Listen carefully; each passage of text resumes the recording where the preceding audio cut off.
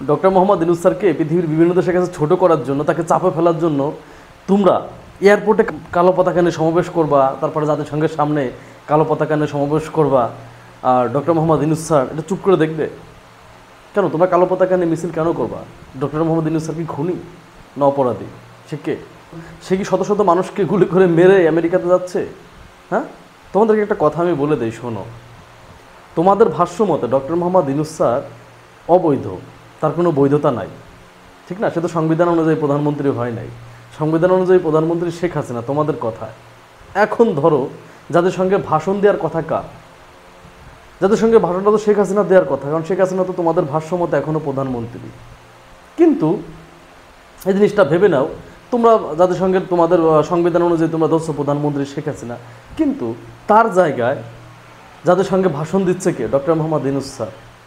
তার মানে বোঝো, যদি ডক্টর মোহাম্মদ ইউনূস স্যার ভাষণ দিতে পারে তাহলে তোমাদের কপালে ভাই কষ্ট আছে, সত্যি করে বলতেছি। যদি ডক্টর মোহাম্মদ ইউনূস স্যার ভাষণ দিতে পারে তোমাদের কপালে কষ্ট আছে।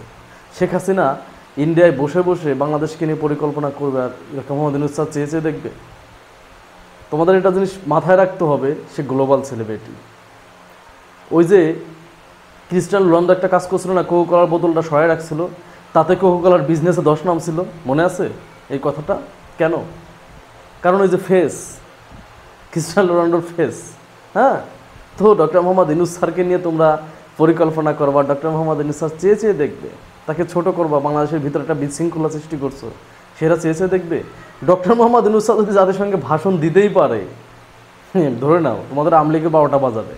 কারণ বিএনপির যতটুকু ক্ষতি না করছে ডক্টর মোহাম্মদ ইউনূস স্যারের, তার থেকে বেশি ক্ষতি করছে শেখ হাসিনা। বিএনপির লেভেল আর ডক্টর মোহাম্মদ ইউনূস স্যারের লেভেল তো এক না। ডক্টর মোহাম্মদ ইউনূস স্যারের অবস্থানটা কি? পৃথিবীর 158টা ইউনিভার্সিটিতে ডক্টর মোহাম্মদ ইউনূস স্যারকে নিয়ে পড়ানো হয়। এই সৌদি আরবেও, পাশেদের সৌদি আরবে এটা পড়ানো হয়। ডক্টর মোহাম্মদ ইউনূস স্যারকে নিয়ে একটা অধ্যায় আছে, এটা মাথায় রাখতে হবে। তার জীবনী পড়ানো হয়। আর এই লোকটাকে বিভিন্নভাবে মামলা দিয়ে ছোট করছো। দেখো, বিএনপির তারেক রহমানের বিরুদ্ধে মামলা, বেগম খালেদা জিয়ার নামে মামলা, এটা নিয়ে আমেরিকা কিন্তু সেভাবে কোনো কথা বলে না। কিন্তু ডক্টর মোহাম্মদ ইউনূস স্যারের মামলা লড়তে আসবে, এটা কিন্তু কে বলছিল? বারাক ওবামা কিন্তু বলছিল যে আমরা এই মামলা দেখব, খতিয়ে দেখব।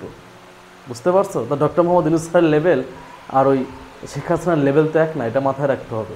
তোমরা কালো পতাকা নিয়ে মিছিল করলেই পৃথিবীর বিভিন্ন দেশ সেটা মেনে নেবে?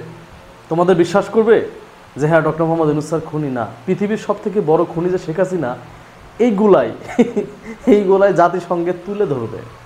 বুঝতে পারছো? শুধু এইগুলাই তুলে ধরবে না, ওই যে ডক্টর মোহাম্মদ ইউনূস স্যার বলছিল না যে বাংলাদেশকে নিয়ে কোনো পরিকল্পনা করলে, বিশৃঙ্খলা সৃষ্টি করার চেষ্টা করলে 7 সিস্টার অক্ষত থাকবে না, বলছিল না? তো ইন্ডিয়া যে বাংলাদেশের ভিতর এই যে বিশৃঙ্খলাগুলো সৃষ্টি করতেছে হাসিনা আর মোদি একসাথে বসে, এগুলা কি ডক্টর মোহাম্মদ ইউনূস স্যার বোঝে না যে এগুলা কী করতেছে? শোনো, শেখ হাসিনার রাজনৈতিক বুদ্ধি দিবে কে? ওবায়দুল কাদের, নরেন্দ্র মোদি, যে পৃথিবীর সব থেকে বোকা প্রধানমন্ত্রী, সে বুদ্ধি দিবে। আর ডক্টর মোহাম্মদ ইউনূস স্যারকে বুদ্ধি দিবে কে? এটা কি জানো? বারাক ওবামা দিবে, হিলারি ক্লিন্টন দিবে। বুঝতে পারছো? আর এই ডক্টর মোহাম্মদ ইউনূস স্যারের তো সমর্থন তো আমেরিকাও আছে। তা না হইলে সে তো বাংলাদেশ সংবিধান অনুযায়ী প্রধানমন্ত্রী সে না, ঠিক না? সে তো অসাংবিধানিক প্রধানমন্ত্রী, একটা বিপ্লবের মাধ্যমে। সে কীভাবে জাতিসংঘে ভাষণ দেয়?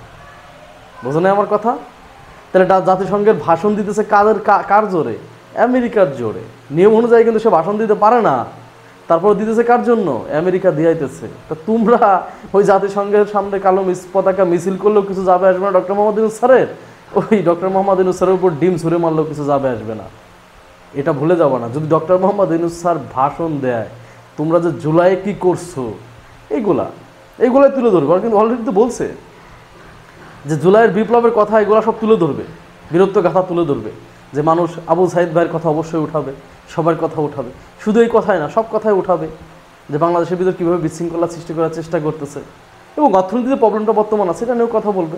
আই হোপ অর্থনীতির প্রবলেম তো সলভের দিকেই, যে হাসিনা যেটা পারে না সে তো অলরেডি সেটা করে দেখাইতেছে। অলরেডি তো $3-4 বিলিয়ন মানে সহায়তা পেয়েই গেছে আমেরিকা, বিশ্ব ব্যাংক, জার্মানি, সবাই দিচ্ছে। দেখো পাশাপাশি ইউরোপের সব দেশই দিচ্ছে। দেখো না শেখ হাসিনা লোনের জন্য গেলে তাকে কত শর্ত দিয়ে দিছে, কিন্তু ডক্টর মোহাম্মদ ইউনূস স্যারকে শর্ত ছাড়াই লোন দিচ্ছে। পশ্চিমা আমেরিকা যদি লোন দেয়, দেখবা ইউরোপের প্রতিটা কান্ট্রি ডক্টর মোহাম্মদ ইউনূস স্যারের পাশে এসে দাঁড়াবে, কারণ তারা সবাই তো একজোট, তারা সবাই একজোট, এটা ভুলে গেলে চলবে না। এই জন্য তোমরা যতই চেষ্টা করো ডক্টর মোহাম্মদ ইউনূস স্যারকে বিপদে ফেলবা, বিপদে ফেলে তাকে হটাই দিবা, এইটা করবা ওইটা করবা, ওইটা হবে না। ডক্টর মোহাম্মদ ইউনূস স্যার যদি ভাষণ দেয় তোমাদেরই কপাল পড়বে। আর তোমরা যেটা করতেছো এটা তোমাদের মানে পজিটিভ হবে না, এটা তারা নেগেটিভলি নেবে। কারণ ডক্টর মোহাম্মদ ইউনূস হচ্ছে গ্লোবাল সেলিব্রিটি, তাকে তোমরা ছোটো করার জন্য এখানে ইয়ে করবা, তাই কি তারা চেনে না? ডক্টর মোহাম্মদ ইউনূস স্যারকে কি পৃথিবীর যেসব মানে যারা আসবে এখানে ভাষণ দিতে তারা কি চেনে না? অবশ্যই চেনে। তো তোমরা যে একটা খারাপ দল, তোমরা যে বাংলাদেশের মানুষের জুলুম করছো, রক্ত চুষে খাইছো, এইটা তারা আরও বুঝবে যে কত বড় বিশৃঙ্খলা একটা দল, যে আমেরিকার মতো জায়গাতেও ডক্টর মোহাম্মদ ইউনূস স্যারের মতো একজন সম্মানিত ব্যক্তিকে ছোট করার জন্য কালো পতাকা সমাবেশ করতেছে। দিন শেষে তোমাদের দুর্নামটা হবে, ডক্টর মোহাম্মদ ইউনূস স্যারের কিছু হবে না। শুধু দেখো ভাষণে কি বলে, ওয়েট করো, এবং ওই ভাষণের রেজাল্ট কোথায় গিয়ে করাবে এটা তোমরা নিজেরাই বুঝতে পারবা। ধন্যবাদ সবাইকে, আসসালামু আলাইকুম।